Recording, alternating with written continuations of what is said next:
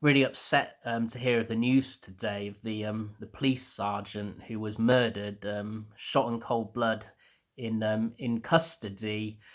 Absolutely awful thing to happen, and my thoughts and prayers go out to his family and friends at this really difficult time. It's just an absolute dreadful thing to find out this morning. We have to ask here though, how on earth did a gun get into custody? The mind boggles. And the other thing that the mainstream media seem to be brushing over is the fact that this chap was actually on the terrorist watch list. He was from Sri Lankan origin, clearly has a beef about our country. And once again, these people are being allowed to live here.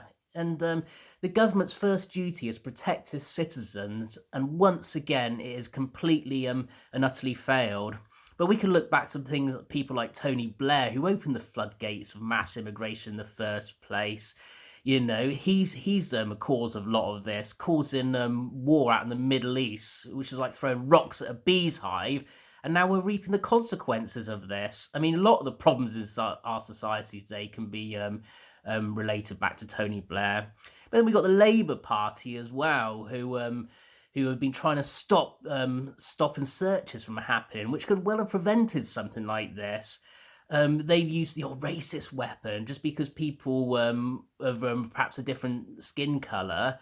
Again, the old race card is being used, and people are getting away with carrying knives and, of course, guns. So the Labour Party have got a lot to answer here for as well, and in particular Sadiq Khan, who's closed down police stations in London. It's like BLM, they are trying to defund the police at a time where we need more officers on the beat and give them better protection and able to do their jobs. London now is more dangerous than New York and a lot of cities in the world, and people aren't going to want to visit here when they know how safe it is. Now, these are things that we need to consider. We need to allow the police to do their jobs and get rid of all this political correctness rubbish as well.